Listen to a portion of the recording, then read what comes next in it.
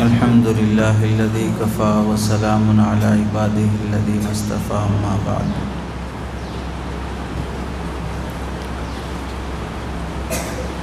قنوت نازلہ اور مشکل حالات میں کرنے کے کام۔ حضرت تھانوی رحمۃ اللہ علیہ فرماتے ہیں، قنوت نازلہ کے احکام اصل مذہب میں منقح نہیں ہیں، اس لیے میں نماز پنجگانہ کے بعد دعا کرنے کو بہتر سمجھتا ہوں، اور میں نے اس موقع خاص کے لیے بعض دعائیں قرآن و حدیث سے منتخب کر لی ہیں۔ ہر نماز کے بعد یا جس وقت جی چاہا پڑھ لیتا ہوں۔ ایک بات یہ بھی قابل نظر ہے کہ قنوت نازلہ کا اختیار کرنا دوسروں کو یاد دلانا ہے کہ ہمیں فکر ہے، اندیشہ ہے۔ میرے نزدیک بجائے قنوت نازلہ کے یہی بہتر ہے ہر نماز پنجگانہ کے بعد دعا کیا کریں۔ یہ عجیب و غریب طریق ہے، میں نے بھی پہلے قنوت نازلہ پڑھی ہے، مگر زیادہ تر رجحان اسی طرف تھا کہ جب ایک طریق اسلم و اسہل ہے اور اس میں اخفا بھی ہے، اس کو ہی کیوں نہ اختیار کیا جائے۔ دوسرے طریق میں اظہار ہے اور اخفا کی صورت بہتر ہے اظہار سے۔ اور حضرت جو اصلی تدبیر ہے اس کی طرف اس وقت تک بھی خیال کیوں نہیں، کسی کو بھی خیال نہیں، وہ یہ ہے کہ اپنے اعمال کی اصلاح میں لگ جائیں۔ اگر ایسا کریں تو چند روز میں انشاءاللہ تعالی اس کی برکت سے دشمن خائف ہو جائیں گے۔ اور مخترع طریقوں کے متعلق فرماتے ہیں کہ ایسے وقت میں شریعت میں دو ہی صورتیں ہیں، قوت کے وقت مقابلہ اور عجز کے وقت صبر۔ خدا معلوم یہ تیسری صورت بخوشی گرفتار ہو جانے کی کہاں سے نکالی ہے۔ ایک صاحب نے عرض کیا کہ حضرت یہ گاندھی کی تعلیم ہے۔ فرمایا گاندھی کہاں سے لایا؟ اس نے بھی یورپ ہی سے سبق حاصل کیا ہے، مگر گاندھی کے کہنے سے اس کو قرآن و حدیث پر منطبق کیا جاتا ہے۔ انا للہ و انا الیہ راجعون۔ اس ملفوظ میں پہلی بات سمجھنا یہ ہے کہ جب کبھی ہندو مسلم کے فسادات ہوں یا دشمنوں کی طرف سے مسلمانوں پر کچھ حالات آئیں، کہیں پر دکانیں جلائی جائیں، کہیں پر معصوموں کو ذبح کیا جائے، غزہ اور فلسطین میں ہونے والے مظالم ہیں، ہندوستان میں مسلمانوں پر موقع سے ہونے والے مظالم ہیں۔ ان مظالم کے موقع پر عام طور سے اشتہار نکلتا ہے، اعلان ہوتا ہے کہ مساجد میں ائمہ اکرام قنوت نازلہ کا اہتمام فرمائیں، چونکہ دشمنوں کی طرف سے خوف ہے، اندیشہ ہے۔ تو اس موقع سے متعلق حضرت تھانوی رحمۃ اللہ علیہ فرماتے ہیں کہ قنوت نازلہ پڑھنے کے احکام شریعت میں واضح نہیں ہے، کس موقع پہ پڑھنا، کب تک کے لیے پڑھنا، کیسے شدید حالات میں پڑھنا، یہ سب چیزیں شریعت میں واضح طور پر جزیات کے ساتھ ثابت نہیں ہیں۔ اس لیے بہتر یہ ہے کہ قنوت نازلہ پڑھنے کے مقابلے میں انفرادی طور پر ہر آدمی ایسے مشکل حالات میں دعا کرنے کا اہتمام کرے۔ دوسری وجہ یہ فرماتے ہیں کہ قنوت نازلہ پڑھنا دراصل دوسرے لوگوں کو یاد دلانا ہے کہ ہم ان حالات میں بہت فکر مند ہیں، بہت پریشان ہیں اور دعا کر رہے ہیں۔ آپ حضرات بھی دعا کریں، آپ حضرات بھی اس فکر میں شامل ہوں۔ تو یاد دہانی کرنا، فکر دلانا، اس میں ایک طرح سے اپنی فکر اور غم کا اظہار ہے، اور فکر اور غم کا اظہار بھی شریعت میں پسندیدہ نہیں ہے، بلکہ اخفا ہی پسندیدہ ہے۔ اپنے غم کو چھپانا، اپنی فکر کو چھپانا، یہی زیادہ پسندیدہ ہے۔ اس واسطے قنوت نازلہ کے بجائے انفرادی دعائیں پڑھنے کا اہتمام کرنا چاہیے۔ تیسری بات یہ ہے، قنوت نازلہ تو پڑھتے رہتے ہیں، لیکن اصل جو کرنے کا کام ہے وہ ہے اپنے گناہوں سے سچی توبہ کرنا۔ وہ تو نہیں کرتے ہیں۔ دشمنوں نے حملہ کر دیا، مسلمانوں کے دکانوں کو جلا دیا، مسلمانوں کی لڑکیوں کی عزتیں لوٹ لیں، مسلمانوں کی جائیداد پہ قبضہ کر لیا۔ یہ سارے مشکل حالات میں آدمی بد دعا تو کرتا ہے لیکن گناہ نہیں چھوڑتا ہے۔ تو اصل تدبیر جو کرنے کی ہے وہ ہے گناہ چھوڑنا، اس کی طرف تو کسی کا ذہن نہیں جاتا۔ قنوت نازلہ پڑھ دینے کو ہی سمجھتے ہیں کہ اللہ کی مدد آ جائے گی، اب دشمن ہلاک ہو جائے گا۔ اس سے کچھ حاصل ہونے والا نہیں ہے۔ جب تک بندہ خود نہیں سدھرے گا تو سامنے ظالم اور جابر اور کافر قوم کیسے سدھرے گی؟ میں اللہ کی بغاوت سے توبہ نہیں کیا تو کافر قوم اپنی بغاوت سے کیسے توبہ کرے گی؟ اور ایسے قنوت نازلہ سے فائدہ بھی کیا ہوگا؟ اور چوتھی بات حضرت تھانوی رحمۃ اللہ علیہ فرماتے ہیں کہ اگر حکومت کی طرف سے یا فرقہ پرست شدت پسند طاقتوں کی طرف سے زیادہ ظلم بڑھ جائے تو ایک اعلان یہ بھی ہوتا ہے کہ ہم سب جیل بھرتی کریں گے۔ جیل بھرتی کرو کا اعلان، کہ سب بخوشی گرفتار ہو جانا۔ حضرت تھانوی کا جملہ اور تعبیر بھی بہت معیاری ہوتی ہے۔ ایک صورت ہے کہ اگر طاقت ہے دشمن سے مقابلہ کرو، طاقت نہیں ہے دشمن کے ظلم پہ صبر کرو۔ اب تیسری صورت، طاقت بھی نہیں ہے کہ مقابلہ کر سکیں، اتنی ہمت بھی نہیں ہے کہ صبر کر سکیں، تیسری صورت نکال لی، بخوشی جیل میں جا کے بیٹھ جائیں گے۔ تو جیل میں جا کے بیٹھ جانے والی صورت کون سی حدیث سے ثابت ہے؟ بخوشی گرفتار ہو جانا یہ کون سا مسئلے کا حل ہے؟ تو حضرت تھانوی کو کسی نے فرمایا کہ یہ جو بخوشی گرفتار ہو جانا، جیل بھرو تحریک چلانا، یہ ہندوستان میں گاندھی جی نے نکالی ہے۔ تو حضرت تھانوی نے فرمایا گاندھی جی بھی کہاں سے پڑھے ہوئے ہیں؟ وہ تھوڑی کسی مدرسے سے پڑھے ہوئے ہیں جو یہ صورت جائز قرار دیں یا نکالیں، وہ بھی تو امریکہ سے ہی پڑھے ہوئے ہیں، یورپ سے ہی پڑھے ہوئے ہیں۔ تو خلاف شریعت صورت ہی ہے جیل بھرو تحریک چلانا، بخوشی گرفتار ہونا۔ طاقت نہیں ہے تو صبر کرنا، طاقت ہے تو مقابلہ کرنا۔ بخوشی گرفتار ہونے کی صورت شریعت سے ثابت نہیں ہے۔ دوسرا ملفوظ ہے، فرماتے ہیں اکبر الہ آبادی مرحوم فرمایا کرتے تھے کہ لیڈروں کے یہاں قرآن و حدیث میں تو فعال ہی دیکھا جاتا ہے، باقی عمل ریزولیشن پر ہوتا ہے۔ واقعی سچی بات ہے۔ جو مالدار قسم کے لوگ ہوتے ہیں، اہل ثروت ہوتے ہیں، عہدیدار ہوتے ہیں، جو پارلیمنٹ میں پاس ہوگا اسی پر عمل کریں گے۔ قرآن حدیث کو فعال دیکھنے کے لیے رکھ لیں گے، عمل کرنے کے لیے نہیں رکھیں گے۔ قرآن حدیث کو فعال دیکھنے کی کتاب بنا لیا ہے، عمل کرنے کی کتاب نہیں بنائی ہے۔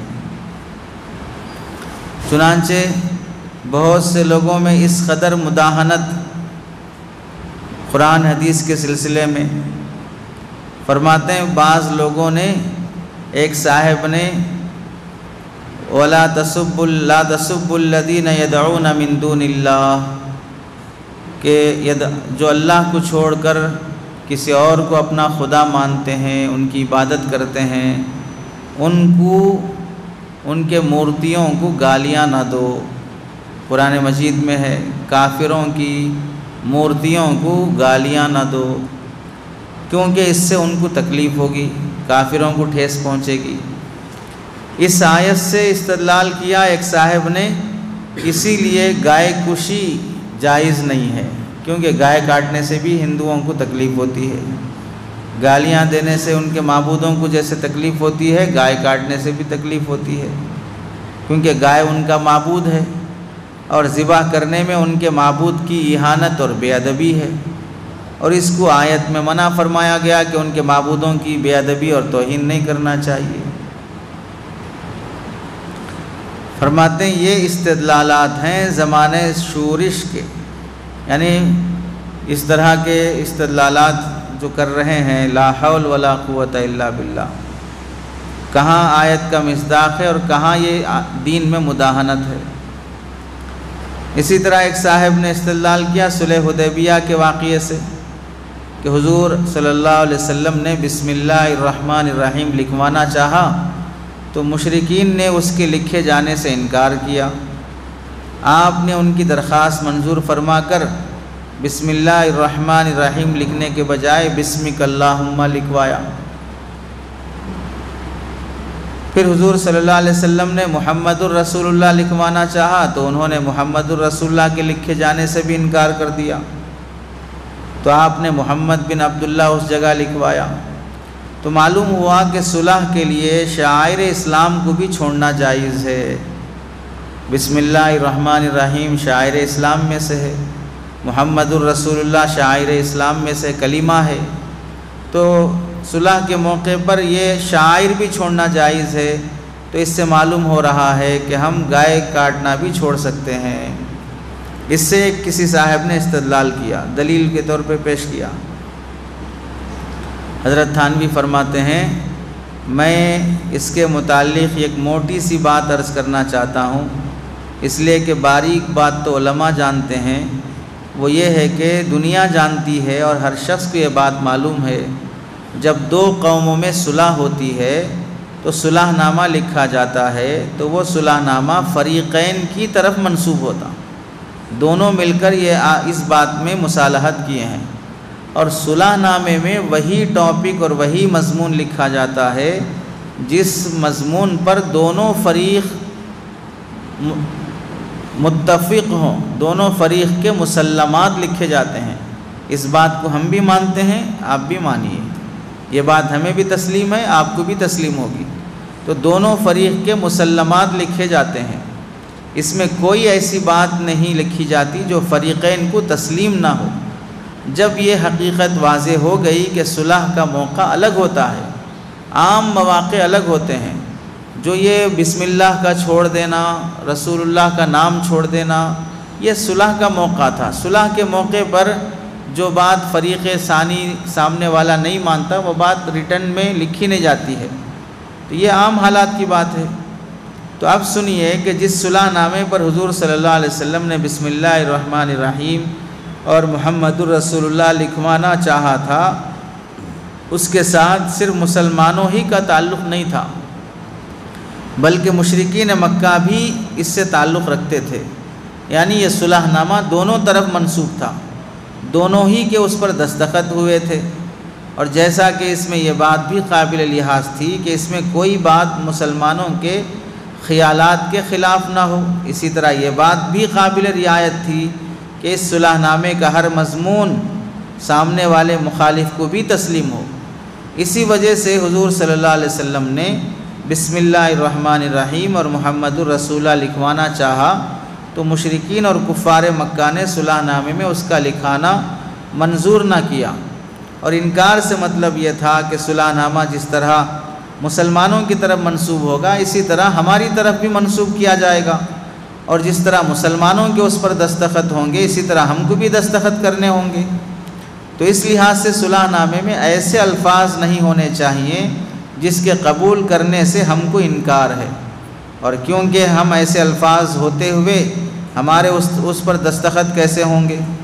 کفار مکہ کو فریق ہونے کی حیثیت سے صلح نامے کے مضمون میں دخل دینے کا حق حاصل تھا۔ بسمک اللہم اور محمد بن عبداللہ لکھا جانا مسلمانوں کے کسی خیال کے خلاف بھی نہیں تھا، اس وجہ سے حضور صلی اللہ علیہ وسلم نے ان کی درخواست منظور فرما لی۔ اور وہی الفاظ مضمون اور صلح نامے میں درج کرائے جو ہر دو فریق کے متفق علیہ تھے اور جن الفاظ پر فریقین کو دستخط کرنے میں آسان تھے۔ اب اس کی حقیقت سمجھ لینے کے بعد بتلائیے کیا اس سے یہ استدلال صحیح ہو سکتا ہے کہ صلح کے لیے اصول مذہب کے ترک کو حضور صلی اللہ علیہ وسلم کی طرف منسوب کیا گیا ہو؟ نعوذ باللہ۔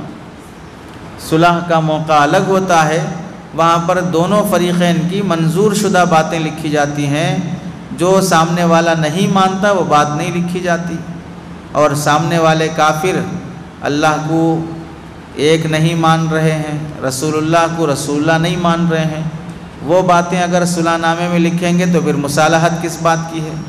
جنگ اسی بات پر تو ہے کہ آپ ایک ہی اللہ کی دعوت دے رہے، آپ خود کو رسول کہہ رہے، اسی بات کی تو جنگ ہے۔ پھر آپ جب لکھیں گے کہ ہم بسم اللہ الرحمن الرحیم بول کر آپ اپنے آپ کو رسول لکھیں گے، پھر جنگ کس بات کی رہے گی؟ پھر اس واسطے اللہ کے نبی نے وہاں پر رسول اللہ نے اپنا نام بھی چھوڑا اور بسم اللہ بھی چھوڑا، لیکن اس چھوڑنے کو جو لوگ جہالت سے یہ استدلال کرتے ہیں، اللہ کے نبی نے جب بسم اللہ لکھنا چھوڑ دیا، رسول اللہ لکھنا چھوڑ دیا، تو ہم گائے کاٹنا کیوں نہیں چھوڑ سکتے؟ یہ عجیب حماقت ہے۔ صلح کے موقع کی بات الگ ہوتی ہے، عام حالات کی بات الگ ہوتی ہے۔ چنانچہ آگے لکھتے ہیں، فرماتے نعوذ باللہ استغفر اللہ لا حول ولا قوت الا باللہ۔ کیسی جاہلانہ استدلال ہے۔ فرماتے ہیں مولوی حبیب احمد صاحب نے یہ خوش مزاج عالم سے نقل کیا کہ متبحر کی دو قسمیں ہیں۔ متبحر یعنی مہارت رکھنے والے، بحرن سے ہے، بحرن مانے سمندر، متبحر مانے سمندر کے جیسا گہرائی رکھنے والا شخص۔ عالم متبحر، ماہر عالم کو بولتے ہیں۔ حضرت تھانوی فرماتے ہیں متبحر کی دو قسمیں ہیں، لطیفے کے طور پہ یہ بات ہے۔ متبحر کی دو قسمیں ہیں، ایک کدو متبحر اور دوسرا مچھلی متبحر۔ کدو متبحر اور مچھلی متبحر۔ متبحر مانے پورے سمندر کی سیر کرنے والا، بحرن مانے سمندر، متبحر مانے سمندر والا۔ تو مطلب ہے کہ کدو متبحر، مچھلی متبحر، یعنی کدو بھی سارے سمندر کی سیر کرتا ہے، مچھلی بھی سارے سمندر کی سیر کرتی ہے، لیکن کدو سمندر کے اوپر سے سیر کرتا ہے اور مچھلی سمندر کے اندر گہرائی میں جا کے سیر کرتی ہے۔ تو جو سرسری علم رکھنے والا ہے اور اپنے آپ کو ماہر عالم سمجھ رہا ہے وہ کدو متبحر ہے، اور جو واقعتاً گہرا علم رکھ رہا ہے، گہرا استدلال ہے، واقعتاً شریعت کے مطابق علم ہے، وہ مچھلی متبحر ہے۔ تو اب جو لوگ قرآن جانتے نہیں، حدیث جانتے نہیں، اس کا گہرا علم نہیں ہے، پھر بھی خود کو سمجھتے ہیں کہ ہم بہت گہرا علم رکھتے ہیں، وہ کدو متبحر ہیں، سارے سمندر کی سیر۔ بہت سے لوگ بولتے ہیں ہم بہت دنیا دیکھے ہوئے ہیں، ہم بہت جانتے ہیں، ہم کو سب معلوم ہے، ہم کو سکھانے کی ضرورت نہیں ہے۔ ایسا جو لوگ بولتے ہیں وہ کدو متبحر ہیں، اور جو واقعتاً گہرا علم رکھتا ہے وہ اس طرح کی گفتگو کرتا ہی نہیں ہے، جب کرتا ہے تو صحیح کرتا ہے۔ تو سطحی نظر رکھنے والوں کو کدو متبحر فرمایا، جو اوپر پھرتے ہیں، حقیقت سے بالکل بے خبر اور ناآشنا رہتے ہیں، اور جو واقعتاً گہرا علم رکھتے ہیں گویا کہ وہ مچھلی متبحر ہیں۔ تیسرا ملفوظ ہے، حضرت تھانوی رحمۃ اللہ علیہ فرماتے ہیں شیخ اور مرشد کا کام اور اس کی مثال۔ ایک مرتبہ حضرت خواجہ مجذوب رحمۃ اللہ علیہ سے حضرت تھانوی رحمۃ اللہ نے فرمایا کہ میں نے کہا تھا کہ میں ایک ہی جلسے میں سلوک اور تصوف کے راستے میں چلنے والے طالب کو ایک ہی جلسے میں خدا تک پہنچا دیتا ہوں۔ حضرت تھانوی نے فرمایا جو سلوک میں چلنا چاہتا ہے، تصوف میں چلنا چاہتا ہے، اپنے نفس کا تزکیہ چاہتا ہے، ایسے طالب کو ایک ہی جلسے میں خدا تک پہنچا دوں گا۔ اور مثال سے سمجھایا۔ مثلا یہاں سے 4 میل کے فاصلے پر ایک گاؤں ہے، رات کا وقت ہے، اس گاؤں میں چراغ جل رہا ہے، دور سے نظر بھی آ رہا ہے، اور ایک شخص اس گاؤں میں جانا چاہتا ہے، اور اس گاؤں اور اس کے راستے سے دونوں سے بے خبر ہے۔ وہ گاؤں کدھر ہے نہیں معلوم، گاؤں کا راستہ کدھر سے جاتا نہیں معلوم۔ اب وہ شخص آ کر پوچھا کہ میں وہ گاؤں جانا چاہتا ہوں، کیسے جاؤں؟ تو اس شخص کو بتایا کہ تیرا مقصور اور مطلوب، تو جہاں جانا چاہتا ہے وہ وہاں ہے جہاں وہ چراغ جل رہا ہے۔ سمجھو اس چراغ کے پاس پہنچ گئے تو وہ گاؤں آ جاتا، اور جانے کا راستہ ہے۔ اتنا بتا دیے۔ اتنا بتانے میں کتنی دیر لگی؟ 1 منٹ بھی نہیں لگا۔ اب اس گاؤں تک چل کے جانا کس کا کام ہے؟ خود جو راستہ پوچھ رہا ہے اس کا کام ہے اس گاؤں تک چل کے جانا۔ ہمارا کام راستہ بتانا ہے۔ اب اگر وہ اس گاؤں تک چل کے گیا، اس چراغ تک پہنچ گیا، گاؤں مل گیا، وہ چراغ گاؤں میں ہی جل رہا ہے۔ تو حضرت تھانوی فرماتے ہیں بالکل اسی طرح شیخ کا کام ہے اللہ تک پہنچانے کا راستہ بتانا۔ اس طرح چلو گے اللہ مل جائے گا۔ اب چل کے جانا خود سالک اور طالب کا کام ہے۔ جو تصوف اور سلوک میں چلنا چاہتا ہے، نفس کا تزکیہ چاہتا ہے، چلنا اس کا کام ہے۔ شیخ کا کام نہیں ہے کسی کو اللہ تک پہنچا کر اسے ولی بنا دینا۔ اس لیے بہت سے سالک اور طالب یہ کہتے ہیں توجہ فرمائیے، ہماری طرف بھی توجہ فرمائیے۔ توجہ فرمانے سے اگر سلوک میں پہنچ جاتے تو اللہ کے نبی علیہ السلام سے زیادہ کس کی توجہ ہوتی؟ صحابہ کو چلنا پڑا، شہادت قبول کرنا پڑا، قربانیاں دینا پڑا۔ تو اس لیے سالک کا کام ہے خود چلنا۔ تصوف میں سلکا یسلکو کے معنی آتے ہیں چلنا، اسی سے سالک جو تصوف کے راستے میں چلتا ہے اس کو سالک کہتے ہیں۔ تو اس راستے میں خود کو چلنا پڑتا ہے، اپنے نفس کی خود اصلاح کرنا پڑتا ہے۔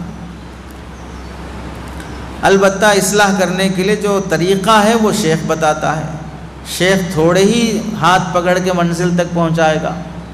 ہاتھ پکڑ کے مثال کے طور پر جو سالک ہے وہ بدنظری کر رہا ہے، شیخ کو معلوم ہوا، شیخ تھوڑے ہی لکڑی لے کے آنکھوں پہ ماریں گے کہ انہی آنکھوں سے تم نے گناہ کیا ہے، اس واسطے ان آنکھوں کو پھوڑا جا رہا ہے۔ سالک نے اگر ہاتھوں سے کچھ گناہ کیے، شیخ کو معلوم ہوا، شیخ تھوڑے ہی ہاتھوں کی ناخن اکھاڑ دیں گے کہ انہی انگلیوں سے تو نے گناہ کیا ہے۔ خود پر قابو رکھ کے خود کو گناہوں سے بچانا یہ سالک کا کام ہوتا ہے۔ گناہوں سے بچنے کا راستہ یہ شیخ بتاتا ہے، گناہوں سے بچنے کا طریقہ یہ شیخ بتاتا ہے۔ دوسری مثال سے فرماتے ہیں اگر کسی آدمی کو دہلی جانا ہو، دہلی کہاں ہے وہ بھی نہیں معلوم، دہلی کا نقشہ بھی نہیں دیکھا، دہلی کا راستہ بھی نہیں دیکھا، اب پوچھ رہا ہے دہلی کیسے جانا۔ اب اسے بتا دیے دہلی میں لال قلعہ موجود ہے، جامع مسجد موجود ہے، قطب مینار موجود ہے، دہلی میں فلاں فلاں تاریخی عمارتیں ہیں، یہ راستہ دہلی کو جاتا ہے، اس سے چلتے ہوئے جب تم وہاں تک پہنچو گے دہلی آ جائے گا۔ اب یہ موٹا موٹا نقشہ اس کو بتا کر راستہ بتا دیے۔ اب اس راستے پہ چلے گا، اب وہ آثار اور علامتیں جو ہم نے بتائی ہیں وہ دیکھ لے گا، منزل مل گئی۔ اور اگر نقشہ نہیں دیکھا، دہلی کا میپ نہیں معلوم، دہلی کا راستہ نہیں معلوم اور چل رہا ہے، ہو سکتا ہے دہلی پار کر کے چلا جائے اور انتظار میں رہے کہ ابھی دہلی نہیں آیا۔ تو علامت بتا دینا یہ کام ہوتا ہے رہبر کا۔ شیخ بھی رہبر ہوتا ہے اور وہ علامت بتا دیتا ہے، چلنا خود سالک کا کام ہے، گناہ سے بچنا خود ہمارا کام ہے۔ اس لیے حضرت تھانوی فرماتے ہیں سب سے بڑی ذمہ داری ہے راستے سے آگاہ کرنا، بڑی چیز ہے راہ پر آگاہ کر دینا، پتہ و نشان بتلا دینا۔ جس کو میں نے کہا تھا کہ ایک ہی جلسے میں طالب کو خدا تک پہنچا دیتا ہوں۔ حضرت طریق نامعلوم ہونا بڑا ہی بھاری خسارہ ہے، راستہ نہیں معلوم ہونا بڑا نقصان ہے۔ پھر طریق معلوم ہونے کے 2 درجے ہیں، منزل تک پہنچنے کا راستہ معلوم کرنے کے 2 درجے ہیں، ایک ہے تقلید، دوسری ہے تحقیق۔ جو راستے کا مبتدی ہے، مبتدی کو تقلید ہی کی ضرورت ہے۔ اگر کسی کو خود راستہ نظر نہ آئے مگر محقق کہتا ہے کہ یہ راستہ ہے تو اپنی نظر پر اعتماد نہ کرے، اس کی خبر پر اعتماد کرے اور چلنا شروع کر دے۔ جو بڑھتا جائے گا راستہ نظر آتا جائے گا۔ تو ایک ہے نظر، دوسری ہے خبر، ایک ہے تقلید، دوسری ہے تحقیق۔ جس کو راستہ معلوم نہیں ہے وہ تحقیق کر لے، جس کو خود نظر نہیں آ رہا ہے تو نظر والے کی خبر پر اعتماد کر لے۔ راستہ خود کو نظر نہیں آ رہا ہے تو راستہ نظر کیے ہوئے دیکھے ہوئے کی خبر پر اعتماد کر لے اور چلنا شروع کر دے، راستہ نظر آتا جائے گا۔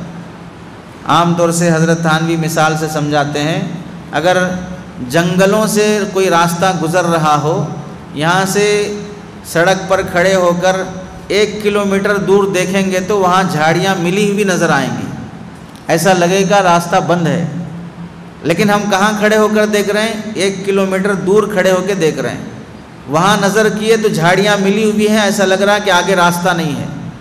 اب خبر والا کہہ رہا ہے کہ میں جانتا ہوں راستہ بند نہیں ہے، آپ چلنا شروع کریں، جو آپ کو راستہ ملا ہوا جھاڑیاں بند نظر آ رہی ہیں، قریب پہنچیں گے تو آگے کا راستہ آپ کو نظر آ جائے گا۔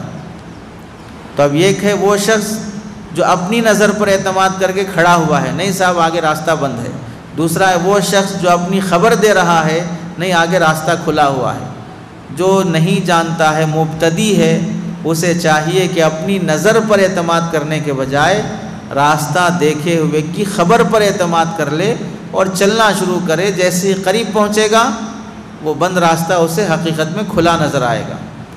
ایسے ہی گناہ سے بچنے، نیکیاں کرنے، بھئی اتنا سب کرنے کے بعد بھی ایک بار گناہ ہو گیا، اب ساری نیکیاں برباد، اب کر کے کیا فائدہ؟ اتنا پرہیز کر کے، اتنا بچ کے بھی آگے گناہ کر لیے تو پھر یہ ساری نیکیاں برباد۔ تو خبر والا یہ کہتا ہے بھی آپ کرتے رہو، چلتے رہو، یہ جو گناہ کے مسلسل ہونے کی بات ہے ایک نہ ایک دن ختم ہو جائے گی، گناہ کم ہو جائیں گے۔ تو چلتے رہنا اصل چیز ہے۔ اس کی اور ایک مثال حضرت تھانوی فرماتے ہیں، آج کل میں کھانسی کی دوا کھا رہا ہوں، یہ اجزاء کتابوں میں ہیں کہ کھانسی کے لیے کون کون سی جڑی بوٹیاں استعمال کرنا ہے، یہ سب لکھی ہوئی ہیں، مگر بغیر اہل فن کے بتلائے ہوئے اور تجویز کیے ہوئے اطمینان نہیں ہو سکتا۔ کون سی جڑی بوٹی کس کے لیے کھانا ہے وہ اطباء اور ڈاکٹروں سے، حکیموں سے پوچھے بغیر نہیں کھاتا ہوں۔ اب جو اہل فن سے تجویز کرا کر استعمال کر رہا ہوں تو اطمینان ہے کہ میں صحیح دوائی کھا رہا ہوں، اس لیے کہ اس کے نقصان اور مضرت کا وہ ذمہ دار ہے۔ اور محقق ہونے کی علامت میں سے یہ بھی ہے کہ اس کی بات سے سننے والوں کو اطمینان ہو جاتا ہے۔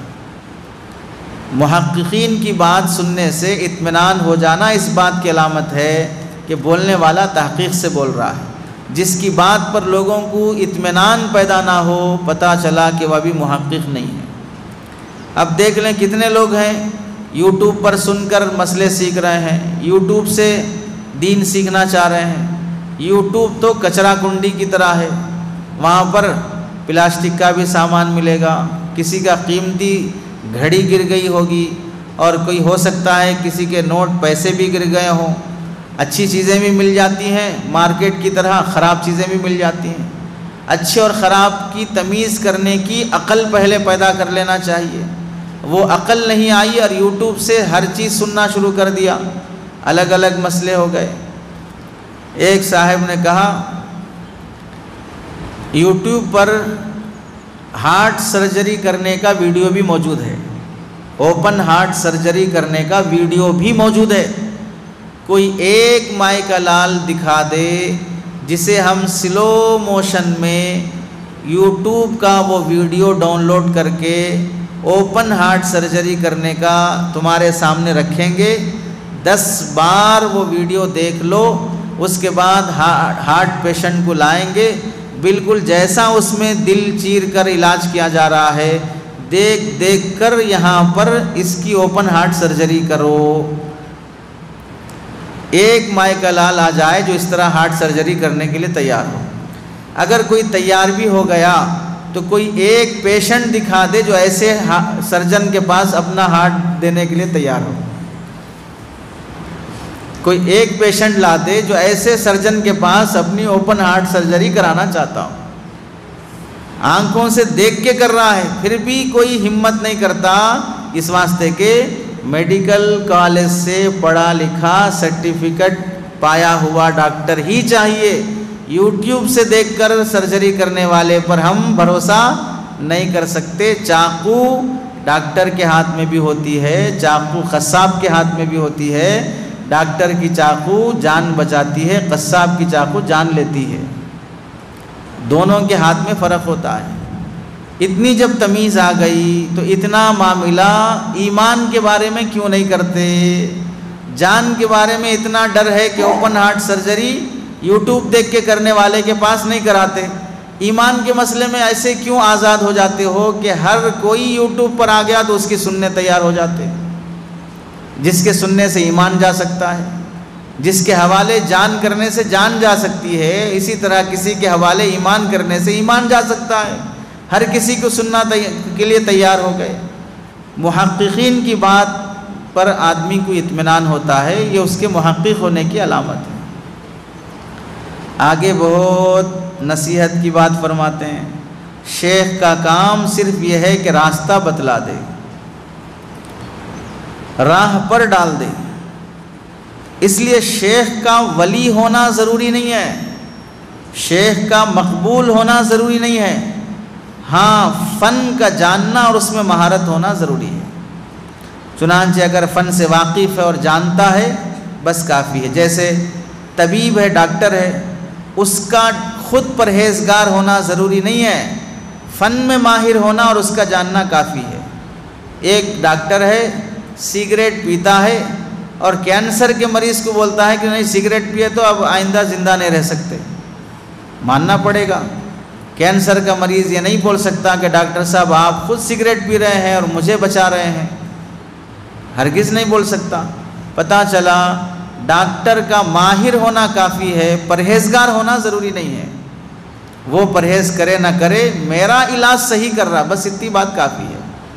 ڈاکٹر شراب بھی پی سکتا ہے لیکن پیشنٹ کو شراب سے روک رہا ہے، ڈاکٹر شوگر کھا رہا ہے لیکن پیشنٹ کو شوگر سے روک رہا ہے، کیونکہ وہ اس بیمار کے مرض کو اچھی طرح جانتا ہے اور اس کی صحیح تشخیص کر رہا ہے۔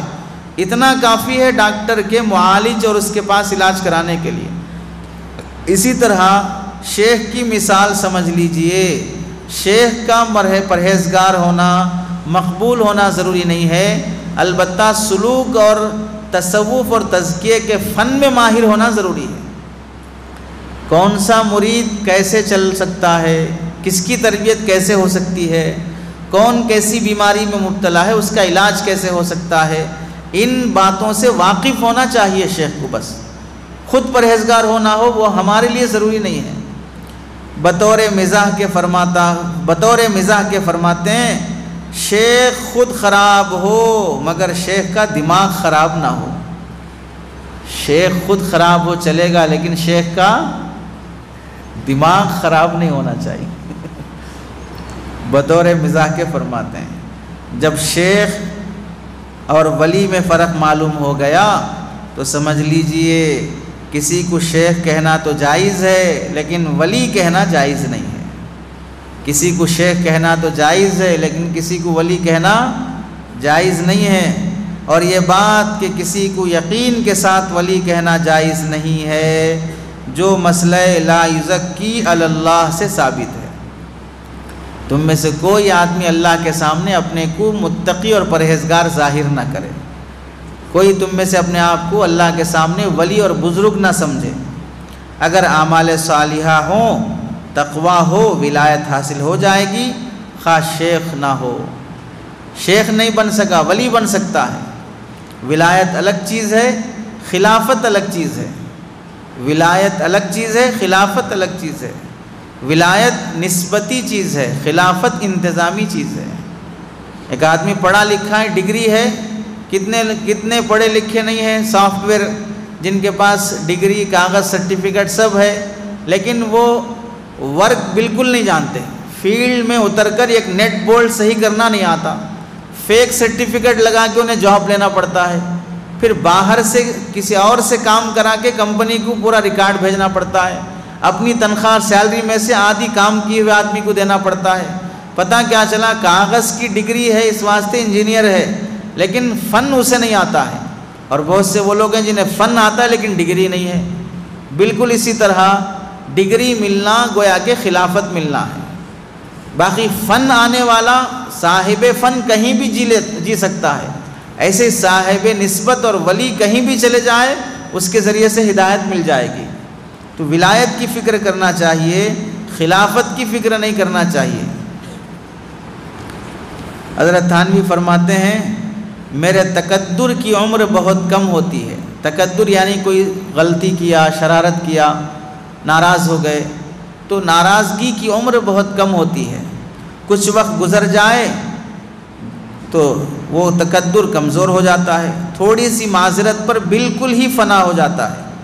یعنی کہنا یہ ہے کہ شرارت کرنے سے، ستانے سے، دل میں کسی کی بات رکھ لے کے نہیں رہنا، فلاں طالب علم ایسا، فلاں ساتھی ایسا، فلاں ایسے، دل میں کسی کو جگہ دے کے نہیں رکھ لینا، ہمیشہ ناراضگی والی کیفیت۔ ایک وقت غلطی ہوئی، ناراضگی ہوئی، درگزر کر دیے، معاف کیے، ختم۔ دل چلتے پھرتے صاف ستھرا رکھنا چاہیے۔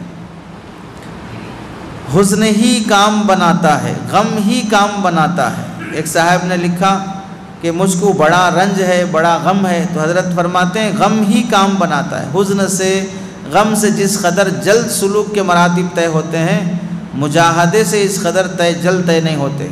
یہ بات یاد رکھنے کے قابل ہے۔ یعنی غم کی وجہ سے آدمی کو اللہ تعالیٰ جلدی ولایت کا راستہ دے دیتے ہیں۔ اور ایک کتنی بہترین بات ہے، فرمایا ایک خط آیا، لکھا ہے بے ٹکٹ ریل کے سفر کرنے میں ابتلا عام ہے۔ ٹرین سے سفر کرنے والے لوگ اکثر و بیشتر بغیر ٹکٹ کے سفر کر رہے ہیں، اس میں کوئی گنجائش نکالنی چاہیے۔ یعنی حضرت تھانوی کو لکھ رہے ہیں کہ بہت سے لوگ بغیر ٹکٹ لیے ٹرین کا سفر کر رہے ہیں، اب اتنے لوگ بغیر ٹکٹ لیے جا رہے ہیں، سب کو حرام تو نہیں بول سکتے آپ، جب سب لوگ ایک کام کر رہے ہیں تو گنجائش نکال کے حلال کر دینا چاہیے۔ مفتیان اکرام سے پوچھ رہے ہیں اس میں کچھ جو گنجائش نکل سکتی ہے؟ تو حضرت نے فرمایا کیا ایسے ابتلاء عام سے کوئی چیز جائز ہو جاتی ہے؟ فرمایا کہ عوام کے نزدیک علماء صرف اس کام کے لیے رہ گئے ہیں، جس معصیت میں ان کو ابتلا ہو جایا کرے اس کو معصیت کی فہرست سے نکال دیا کریں۔ پبلک جس گناہ میں مبتلا ہو جائے، مفتیان اکرام سے پوچھیں گے اس کو گناہ کی فہرست سے نکال کے، اب یہ گناہ نہیں، چونکہ اتنے لوگ کر رہے ہیں نا، اب یہ گناہ کہاں سے ہو سکتا؟ مفتیان اکرام کو اس واسطے رکھ لیا، بس جس میں پبلک گناہ کرنا شروع کر دے اس کو گناہ کی فہرست سے نکال دیں اب، کیونکہ سب لوگ کر رہے ہیں صاحب، اس واسطے رکھ لیا مفتیان اکرام کو۔ ایک مولوی صاحب نے عرض کیا کہ فلاں صاحب مرید ہونے کے کو کہتے ہیں اور یہ کہتے تھے کہ ارادہ تو بہت دنوں سے ہے مگر حضرت مولانا کے جلال کی وجہ سے پورا نہیں ہوتا۔ حضرت تھانوی سے ایک صاحب بیعت ہونا چاہ رہے تھے، پھر بولنے لگے حضرت تھانوی بہت غصے والے ہیں، بہت روب والے ہیں، جلال والے ہیں، ہمت نہیں ہوتی ان سے بیعت ہونے کی۔ اب یہ ارادہ کر لیا ہے کہ چاہے ماریں یا پیٹیں اب تو ضرور ان سے بیعت ہو کے رہوں گا۔ یہ ظاہر کیا حضرت تھانوی کے سامنے۔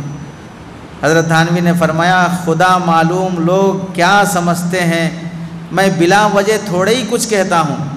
پھر تبسم فرما کر بطور مزاح کے فرمایا لوگ تو مجھ کو حلال کرتے ہیں میں جلال بھی نہ کروں، لوگ تو مجھے حلال کرتے ہیں میں جلال بھی نہ کروں، یعنی مجھے کاٹ کھانا چاہتے ہیں، حلال مانے ذبح کر دینا، لوگ مجھے کاٹ کھانا چاہتے ہیں اور میں جلال بھی نہ کروں، غصہ بھی نہ دکھاؤں۔ تعبیر یاد رکھنے کی رہتی ہے، لوگ مجھ کو حلال کرتے ہیں اور میں جلال بھی نہ کروں۔ میرے جلال کو دیکھتے ہیں، اپنے جمال کو نہیں دیکھتے۔ کتنے بھولے بن کے آتے ہیں میرے پاس، وہ نہیں دیکھتے۔ معلوم نہیں یہاں کون سا سامان جلال و ہیبت ہے۔ بعض لوگ قلیل الکلام ہوتے ہیں، بعض لوگوں کی عادت زیادہ بات کرنے کی نہیں ہوتی، اس سے بھی روب ہوتا ہے۔ اور میں اس قدر بکی ہوں، ہر وقت بولتے ہی رہتا ہوں، مگر پھر بھی نہ معلوم لوگ کیوں اس قدر مجھ کو ہوا بنائے ہوئے ہیں، بڑے غصے والے، بڑے جلال والے۔ حالانکہ کم بولنے والے کا جلال رہتا ہے، میں تو کم بولتا ہی نہیں ہوں، بہت بولتا ہوں، اور زیادہ بولنے والے کا روب نہیں ہوتا عام طور سے، پھر پتہ نہیں لوگ میرے سے اتنا کیوں ہیبت میں رہتے ہیں۔ بزرگوں کی باتیں اس واسطے سنائی جاتی ہیں تاکہ اس سے حکمت بھی معلوم ہوتی ہے، علم بھی بڑھتا ہے۔ یوں سمجھ لیجئے گویا کہ ہم حضرت تھانوی رحمۃ اللہ علیہ کی مجلس میں بیٹھے ہیں۔ حضرت تھانوی ہمیں اس زمانے کے لحاظ سے جو باتیں سنائے ہیں، یہ باتیں آج کے زمانے میں بھی ہمیں کام آنے والی ہیں۔ مثال کے طور پہ دیکھ لیں، تکدر والی کیفیت زیادہ دیر تک نہیں رہنا چاہیے۔ کسی سے ناراضگی ہو گئی، اس ناراضگی کو پالتے رہنا نہیں چاہیے۔ اور جس گناہ میں مبتلا ہو گئی پبلک، ہر گناہ جائز نہیں ہو جاتا۔ جیسے ایک مسئلہ ہم نے بھی عرض کیا تھا، گھر جو رہن پہ لیتے ہیں، اس مسئلے کے عدم جواز کو ہم نے بھی ذکر کیا تھا۔ تو کئی لوگوں نے کہا کہ یہ تو بہت سے لوگ گھر رہن پہ لے کے رہ رہے ہیں، تو پھر سب حرام کیسے ہو جائے گا؟ یعنی پبلک کا گھر رہن پہ لینا اس بات کی علامت ہے کہ اب اس کو حرام نہ کہا جائے، کیونکہ پبلک بہت سے لوگ 5 لاکھ 10 لاکھ روپے دے کر گھر رہن پہ ڈال رہے ہیں۔ اب اتنے لوگ رہن پہ لے رہے ہیں تو ان سب کو حرام تو نہیں کہہ سکتے، اس لیے حلال کہہ دو اب۔ اسے حضرت مفتی شبیر احمد عثمانی رحمۃ اللہ علیہ نے ایک موقع سے فرمایا تھا کہ اتنے لوگ بینک سے لون لے رہے ہیں تو کیا سب لوگ سود خور ہو جائیں گے؟ تو اتنے لوگوں کو آپ حرام میں مبتلا کر رہے ہیں۔ تو حضرت علامہ انور شاہ کشمیری رحمۃ اللہ علیہ نے اس موقع سے، یا علامہ شبیر احمد عثمانی نے فرمایا تھا کہ صاحب اگر آپ جہنم میں کودنا چاہتے ہیں تو شوق سے کودیں، لیکن ہمارے کندھے پہ پیر رکھ کے نہ کودیں۔ جہنم میں کودنا چاہتے ہیں تو بالکل کودیں، لیکن ہمارے کندھے پہ پیر رکھ کے نہ کودیں۔ سود کھانا چاہتے ہیں تو کھائیں، لیکن ہم سے حلال کی سرٹیفکیٹ لے کے کیوں کھانا چاہتے ہیں؟ کھانا ہے تو ایسے ہی کھائیں، ہم حلال کہیں پھر کھائیں، ایسا کیوں کر رہے ہو؟ اللہ سے دعا ہے کہ اللہ ہمیں سمجھ اور ہماری اصلاح فرمائے۔ آمین وآخر دعوانا الحمدللہ رب العالمین۔ معمول یہی ہے کہ مجلس کے بعد توبہ کے کلمات پڑھائے جاتے ہیں۔ توبہ کے کلمات جس نیت سے پڑھتے ہیں اللہ تعالیٰ وہ فیصلے فرماتے ہیں۔ اچھی زندگی اور سچی زندگی گزارنے کی نیت سے پڑھیں تو اللہ تعالیٰ پچھلی زندگی سے ہٹا کر اچھی زندگی گزارنے کی توفیق دیں گے۔ بسم اللہ الرحمن الرحیم۔ لا الہ الا اللہ محمد الرسول اللہ۔ آمنت باللہ وملائکتہ وکتبہ ورسلہ والیوم الآخر والقدر خیرہ وشرہ من اللہ تعالی والبعث بعد الموت۔ آمنت باللہ کما ہوا باسمائہ وصفاتہ وقبلت جمیع احکامہ اقرار باللسان وتصدیق بالقلب۔ اشہد ان لا الہ الا اللہ واشہد ان محمد رسول اللہ۔ استغفر اللہ ربی من کل ذنب واتوب الیہ اقرار باللسان وتصدیق بالقلب برحمتک یا ارحم الراحمین۔ الحمدللہ رب العالمین۔ اللہم صلی علی سیدنا محمد وعلی آل سیدنا محمد وبارک وسلم۔ ربنا ظلمنا انفسنا وان لم تغفر لنا وترحمنا لنكونن من الخاسرین۔ اللہم انا نسألک حبک وحب من يحبک وحب عمل یبلغنا الی حبک۔ اللہ ہم سب کو اپنی محبت نصیب فرما، معرفت نصیب فرما، نیک لوگوں کی صحبت نصیب فرما، دل کی اصلاح فرما، تنہائی کے گناہ سے ہم سب کی حفاظت فرما، علم کے ساتھ علم کا نور نصیب فرما، مجلس کی حاضری کو قبول فرما، سلسلے کی خدمتوں کی توفیق نصیب فرما، تقوی و طہارت نصیب فرما، ہماری دعاؤں کو اپنے کرم سے قبول فرما۔ برحمتک یا ارحم الراحمین والحمد للہ رب العالمین۔